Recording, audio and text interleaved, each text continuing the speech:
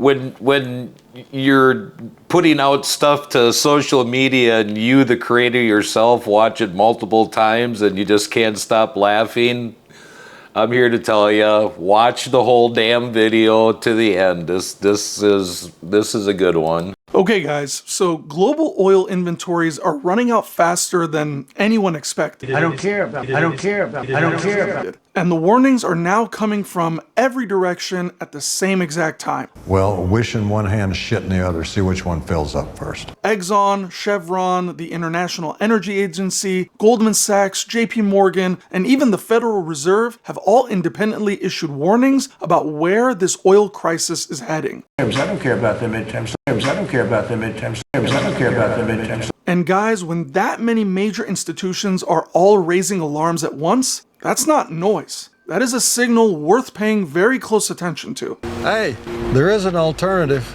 You can throw your phone away and trade that Mercedes in for a bicycle or a horse and start hunting for your own food and living in a tent. But you'll be the only one, and it won't make a damn bit of difference. Plus, I hear the moral high ground gets real windy at night. Right now, oil is sitting around $90 a barrel. The Strait of Hormuz is still effectively closed to normal commercial traffic. Our great-grandparents built a world that runs on this shit right here. Until it starts running on something else, we gotta feed it, or the world stops. And the world's emergency oil cushion is being drained at a historic rate with honestly no clear resolution in sight. I don't care. I don't care. I don't care. Alright, so Exxon's senior VP came out and said that as oil inventories fall towards minimum threshold levels, oil could go from the current $90 a barrel to $160 a barrel. No, I don't care about it. No, I don't care about it. No, I don't care about it. In a very short period of time. His exact words were that we were approaching unheard of inventory levels. I mean, really, really low levels. Could we see prices spike even higher? Well, right now, I'd say the view is that as we get into July, if there's not some relief, is when you'll start to see the prices reverse from where they are. And that once you get to that point, prices unfortunately just shoot up fast. I don't care about it. I don't care about it. I don't care about it. Now, you can debate whether that moment hits in 2 weeks or in 3 weeks, but the direction is not being debated. Ongoing conflict with Iran has caused the United States to draw down oil from its strategic petroleum reserves. As national correspondent Matt Galka reports, experts warn the levels are getting dangerously low. Chevron CEO followed that up by saying that the buffers and the shock absorbers are being steadily drawn down, and the ability for the market to absorb this imbalance is drastically diminished compared to where we started before. It's ridiculous. Everything is wrong. He specifically said there's more upward pressure expected as we get into June and most certainly into July. Listen, we will not let you drill another well until this is handled. And UBS analysts back that up independently, saying that oil inventories are approaching record lows and that the buffers have now largely been exhausted. We're at the point, Maria, where we should start getting concerned about shortages in the United States because of the fact that we are reaching a level of inventories that we have not seen in many, many years. That we have not seen in many, many years. That we have not seen in many, many years. Today, I'm announcing a plan to refill the Strategic Petroleum Oil Reserve in the years ahead at a profit for taxpayers. The United States government is going to purchase oil to refill the Strategic Petroleum Reserve. Well, this was another broken promise from Joe Biden. This was Joe Biden back in 2022, talking about his plans to drain the SPR, to play politics with it amid record high gas prices. And he did drain it. He drained it down to just 18 days worth of supplies. And it was announced this week that the Biden administration is canceling their plans to refill our SPR because prices remain high. And meanwhile, Biden is putting restrictions on American energy production while begging foreign countries to produce more oil. And Americans are feeling the pain at the pump. Under Biden, gas prices have remained above $3 a gallon for over 1,050 days. We're draining the SPR at about 8 million barrels a week. Diesel inventories are at record lows. So guys, what all three of these organizations are saying in plain language is the same exact thing. The reason oil hasn't spiked even higher yet is because countries have been drawing down emergency reserves to plug that supply gap, and that cushion is basically nearly gone. But then Donald Trump said, "Hold my beer." Tonight I'm making a little speech at 9 o'clock. And basically, I'm going to tell everybody how great I am. I don't care. I'm going to get you a nice fruit basket. I'm going to miss him. Well, if all the experts are right and all the scaremongers are right on YouTube, you know, you got to remember YouTube is a great revolution, and there's a lot of misinformation. Okay, you know, train wrecks sell. That's just the bottom line. If you want to get views and clicks, you got to have a train wreck. But beyond the fact of misinformation and stuff like that, I myself, and you probably realize yourself, all this high fuel, all this high fertilizer, etc., plastic, you know, this is all oil related. Next year, stuff is going to be expensive. Everything that happens through the process, you know, to get that beef in that cooler at the store, everything involves fuel, everything involves labor, everything involves time, everything from putting a seed in the ground. You know, I mean, even backing up, owning the farm, paying for the farm, putting the seed in the ground, having the tractor, filling it up with fuel, you know, onward to feeding the cow, to, you know, getting it to slaughter. Everything is gone up in price. Everything at the store next year is going to be up in price. Woof.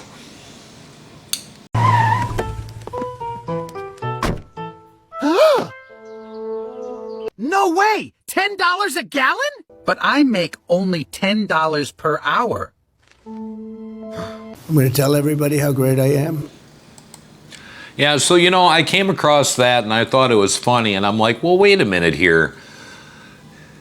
If you were to think that every time that you buy something, basing it on how much you make per hour, you know, really make per hour after, you know, the government gets done fucking taxing you 20 different ways on one particular thing, you know, manufacturers get taxed, then they got sales tax, and then you got your taxes for buying this, that, and the other thing, and you got fuel tax. So really what you get paid, your net, base that on what you're buying. And yeah, not everybody's in this situation. Some people are doing good, but it's still bleeding them. You know, I watched a video of a guy who's like, well, you know, if you're complaining about fuel prices right now, you've done something financially, you know, bad, because I'm not. You don't know how to run your finances. It's only $100, $200 more per month.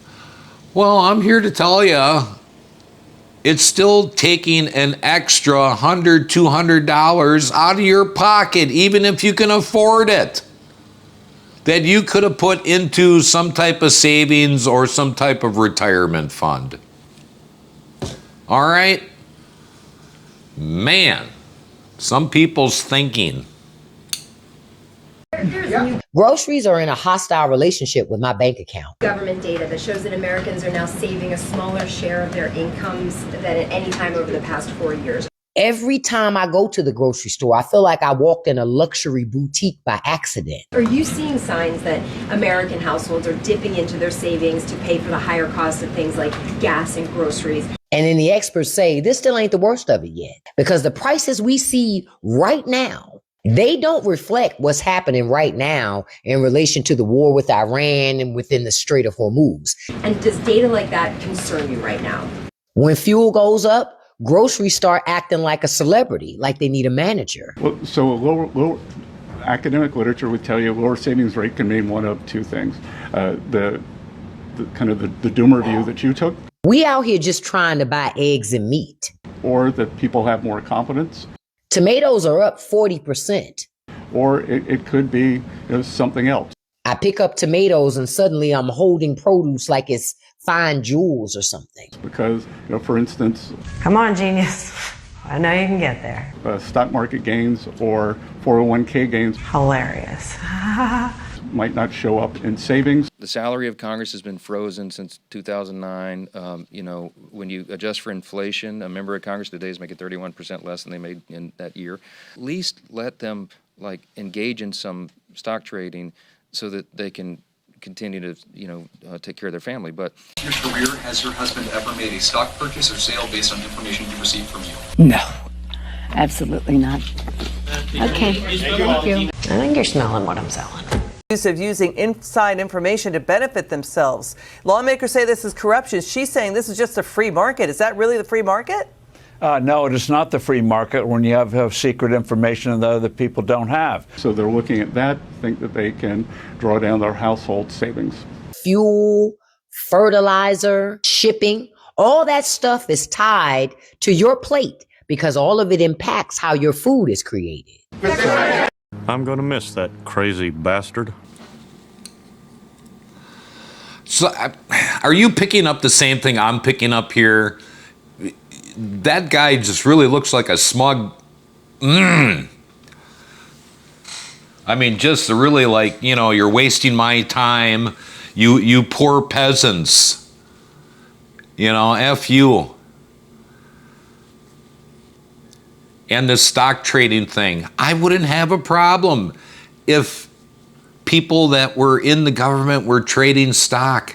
The problem is that they come in poor and leave millionaires.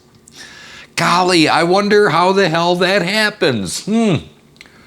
I wonder. Insider information. My God, that's the problem. I don't trust any of the, I'm not here for Democrats or Republicans. I hate both of them. Our government has ran askew and it needs to be changed. That whole shit needs to be just bulldozed out of there. And we need to get people in there who actually care about this country. My God. Quick story here. I keep on seeing these high electrical little videos, and everybody's complaining that their prices have gone through the roof. Well, I live in a particular state where at least we've got government representatives in our state who said these data centers and other large businesses, you are responsible for paying for that infrastructure and you are responsible for paying for that extra electricity that's used. You cannot, underneath any circumstances, pass that on to the consumer. And there's a large amount of states that, no. They give these data centers these huge electrical discounts. All the extra poles and wiring and stuff like that needs to be ran in. They pass that on to the public. Where the hell is our federal government then going, no, that's wrong. But they're getting paid underneath the table in secret stock trades, in these fascinating consulting jobs on boards that they never show up for but get paid millions of dollars for. My goodness. And all the other crazy crap and illegal shit that they're doing. God, oh man. So Oracle laid off 30,000 employees today with an email, and that puts us on record pace for the most amount of layoffs in decades. Now, the previous record for layoffs was last year with 245,000. This year, we are on record pace to break that and actually blow that out of the water. At this point, we need to look at these jobs as liabilities. No one is safe at this point, apparently. Most Americans live paycheck to paycheck and have no backup plan whatsoever if they were to get fired tomorrow. Strongest job numbers of the entire administration so far, and that's during this conflict on top of it. So it's great. Most people haven't even started looking or don't even have a side hustle. When you couple that with inflation, the amount of debt this country has, the amount of personal debt that every American has. Your fertilizer's down, your energy's down, your oil, your gas is all coming way down. And frankly, I thought it would go much higher than it did. Things are not looking great for 2026, and you need to start thinking about what a plan looks like. Do you have another source of income? Do you have anything saved? If not, let this video be the sign. You know, obviously, and most of you should know that these numbers coming out of the government, they're all manipulated. If they were to actually put in to the inflation rate everything, food, fuel, electrical, stuff like that, you know, utilities, if they were to put everything in there, they wouldn't be able to put out this rosy bullshit that they do, period. People are hurting, okay? Yeah, not the whole country, but once again, if you're not hurting and you got a really excellent income and you're like, well, you know, I can survive this, mega the whole way, you're still having extra money taken from you. You're still being fleeced. In today's video, I'm going to explain to you why the Federal Reserve and the US government have chosen hyperinflation rather than deflation. Let's start with this. So what is the underlying problem here? Simply put, the politicians in the federal government, they have a spending problem. I can't say it any more easily than that. So the federal government spends more than they make. They've accumulated all this debt. Everybody knows that they can't pay this money back. So consequently, the US government, along with the Federal Reserve, they're working in conjunction, they have to print trillions of dollars. And of course, that is inflationary. But right now, we're at a point where the rate of deficits, the rate of borrowing, so the debt accumulation, and the rate of interest payments are accelerating hard. And along with that, the rate of inflation. And right now, if you believe that the rate of inflation has cooled down, that the problem is solved, I'm just telling you that this is the calm before the storm. You know, and I didn't insert anything in this one right here. I just wanted that to hit home. If this continues, okay, and there's no doubt that, and you've heard this a million times before, you know, if the war ended today, it would still take years for everything to come down. But as this progresses, that means that stage of stuff coming down keeps on widening. You know, a month ago it could have been, well, you know, it's going to be about a year before stuff comes down to normal. Well, now it's going to keep on dragging out, and you know how that goes. History repeats itself, it magnifies. So this continues for another 6 months. Hell, that could be like 4 years before stuff comes back down again and normalizes. Oh, and then of course, you know, we don't have a plan that's working in the government to get this under control, so now we're going to do some other crazy crap in order to try to get underneath control.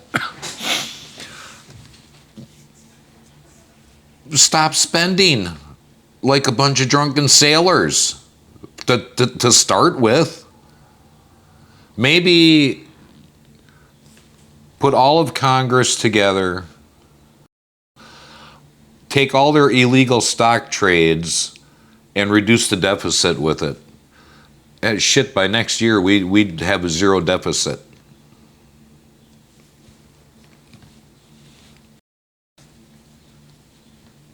So let me understand this. Young lady, what do you want to do with your life? I can't buy a home because the mortgage rates are too high. I want to live in a van down by the river.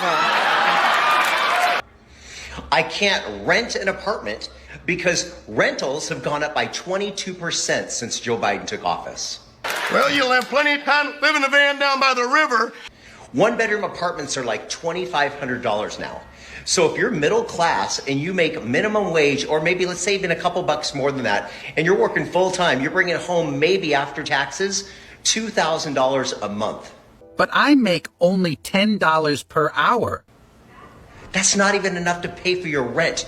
When You're living in a van down by the river. Let alone your car payment, or if you're trying to pay your car off, your insurance, to feed yourself, to get your health care, to what, you're never going to take a vacation again under these circumstances. Wake up. Is it going to take a stutter, a loss of memory, calling someone the wrong name, or just your pocketbook to get y'all to wake the fuck up? What Fox News really wants to know is, are you Satan? No, I'm not Satan. We're just sort of hanging out.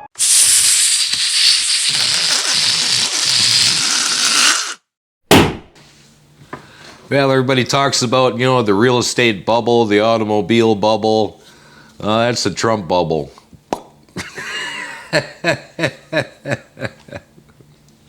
Okay, this $10 a gallon gas thing.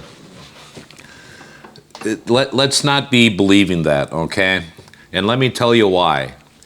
Way back in early manufacturing days, and I believe it was in England, the old, tycoons got together and they tried to control the rubber market, the, rubber tree, okay? And I'm sure they've got a specific name, but, I'm sure you're going to be able to follow this. So what they tried to do is to corner the rubber tree market, so everything that needed to be made out of rubber that they would, vastly profit from, much more than what they should normally prosper from. And what caused them to lose their grip on the rubber industry is that it was too expensive, so they started making imitation rubber. They came up with chemicals and stuff like that that act exactly like rubber and was a hell of a lot cheaper than what they were being charged. And that screwed up the rubber market. So the Arab nation specifically has studied this and understands this fact that if they raise fuel prices, crude oil prices, to a point where it becomes unaffordable, that will spark the industry to find an alternative route, okay? Plus, on top of that, there used to be an agreement that controlled the market. Only so much could go out. That agreement has come to an end also. So there's certain nations now that can pump as much of that out of the ground as they want. So we have a lot of factors in our benefit, okay? Are we still going to see high prices for a while? Yeah, yes, we are. Are we going to see $2 gas anytime soon? No. But I think it will come down to a reasonable level after we can get past this Iran stupidity that we have no business being there. So I know it's layman term and I'm being real wishy-washy, but I'm just telling you straight up here without getting too technical about anything that things are bad, and next year things will get worse, especially in the old grocery aisle. But in the end, we're not going to see anything catastrophic. Nothing's going to change in our government until they bankrupt us completely, and then they'll be blaming each other. The Democrats will be blaming Republicans, Republicans will be blaming the Democrats. It'll be everybody else's fault, and somewhere down along the line, they'll figure out how to blame it on the public, us peasants, okay? But anyways, I hope you enjoyed this, mix match compilation, and I hope I've earned at least a like, preferably a subscription. I'm just ready to tip over that 1,000 marker, that milestone of 1,000.